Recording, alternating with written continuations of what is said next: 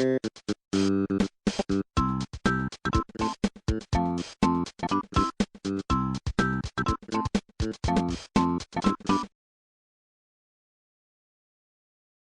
we both know why you're here. There's a new Dragon Age game coming out.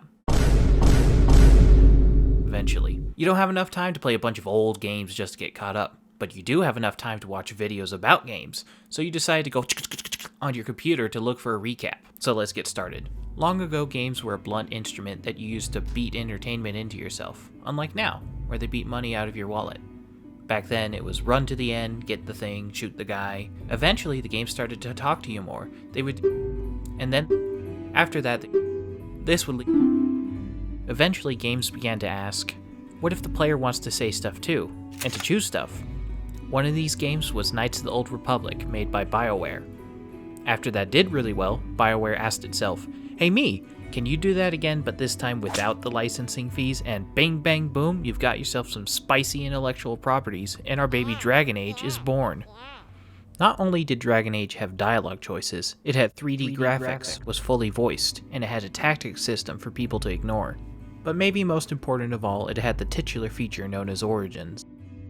When you boot up a new game of Dragon Age Origins, you pick how tall you are, and your favorite flavor of murder. These choices determine which one of the intros that you'll play. That's right, intros. Plural. These 6 origins are distinct intros that let you personalize what horrific tragedy befalls your warden. Starting off, we have the Human Noble. Human warriors and rogues are born into the noble Kuzlin family of Highever, which is here, which is here, which is here.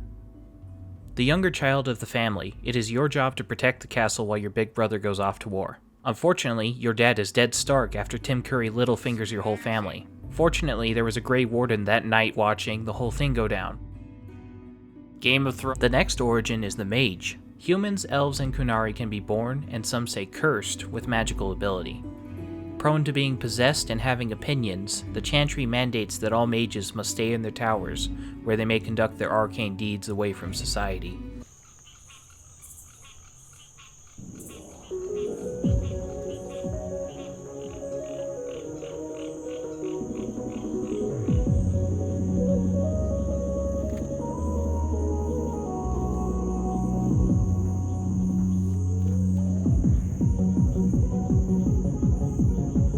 To become a fully realized mage, your character must pass their harrowing, which is like the SATs, but if you fail, the proctor stabs you to death. You go into the magical dream world known as the Fade, where you meet a mouse, who is actually a guy, who is actually a bear, who is actually a demon. You have now passed your test. Unfortunately, your friend Jowan is less lucky. Jowan has found out that the Circle thinks he's a blood mage, which is totally untrue, and also highly illegal. After helping the Blood Mage escape, you realize that maybe you should have been a little more skeptical, but thankfully Duncan, the Grey Warden from earlier, is there to bail you out. With humans out of the way, the elves come out to play. Elven warriors and rogues can be a hunter in one of the nomadic clans of elves known as the Dalish. The Dalish live outside human cities and have developed a unique culture informed by their scattered history. Your character finds a piece of said history in the form of an ancient mirror. Playing around with it leads to your character being infected with taint goo, of which the only cure is to become a Grey Warden. Luckily, Dunkachino is there to help you. You're starting to see a pattern. Elves in the city live a significantly different life. Hundreds of years ago, human empires defeated the elves. Held as slaves for some time, the Ferelden elves were eventually freed, but racial tension continued. The elves were forced to live in ghettos known as alienages, one of which you've grown up in, specifically Denerim. Shockingly, a rich boy with connections doesn't know how to take no for an answer, and proceeds to crash your wedding and kidnap your cousin. This was unwise, to say the least.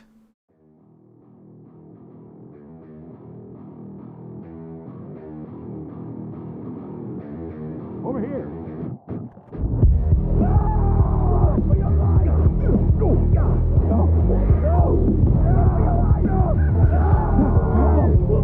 But no matter how deserved, murder tends to draw a lot of attention, and it's only through the intervention of one Diggity Duncan that you survive. Next up, we have the Dwarven Noble.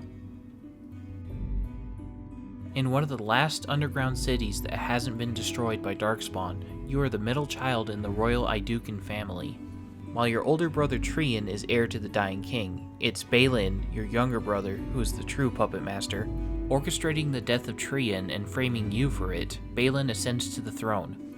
Naturally, as a middle child, you're blamed for your siblings' actions and exiled. While wandering the deep roads, the giant dwarven caves that run underground, you run into who else but Big Daddy D. For the last origin, we have the Dwarf Commoner. In Dwarven society, being born outside a social class makes you less than a person in their eyes. Facing crushing poverty, your character becomes an enforcer for the Dwarven crime boss Barat. After a job for Barat goes sideways, you are forced to kill him, but now the city of Orzammar wants your head. I'll give you one guess who gives you safe refuge. It's Duncan. And here's where the storylines converge. No matter your circumstances, you are now becoming a Grey Warden. But what exactly is a Grey Warden and what do they do? Well, I think that Duncan summarizes it best.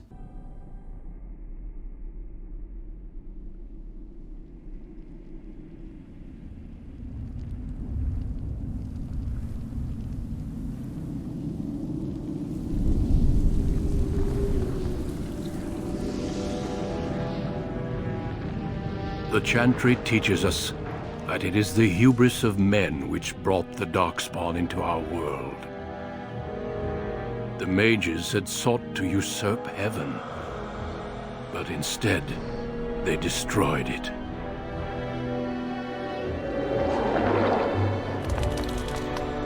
They were cast out, twisted and cursed by their own corruption. They returned as monsters, the first of the Darkspawn.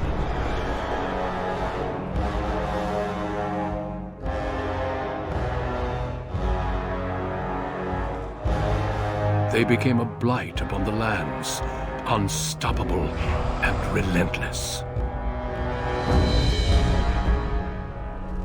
The Dwarven kingdoms were the first to fall, and from the deep roads, the Darkspawn drove at us again and again, until finally we neared annihilation.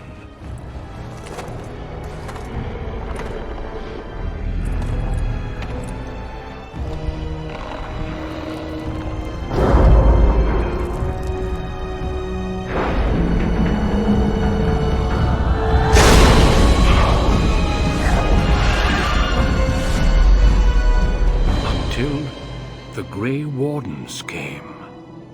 Men and women from every race, warriors and mages, barbarians and kings.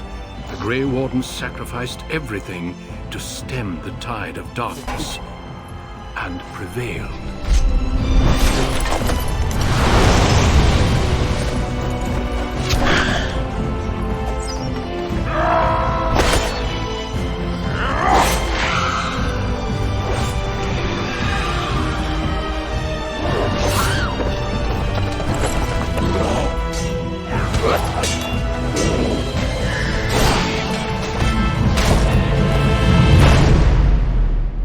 It has been 4 centuries since that victory, and we have kept our vigil. We have watched and waited for the Darkspawn to return. But those who once called us heroes have forgotten. We are few now, and our warnings have been ignored for too long.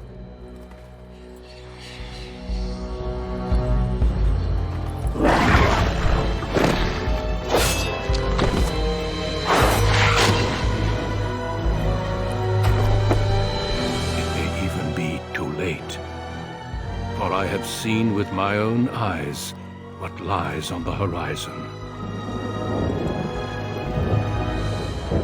Maker, help us all.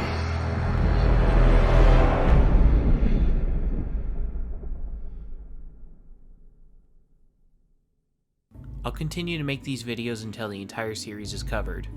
Hopefully I'll have the basic story beats covered by the time Dragon Age Dreadwolf comes out. Part 2 will be covering Ostagar. Thank you for watching.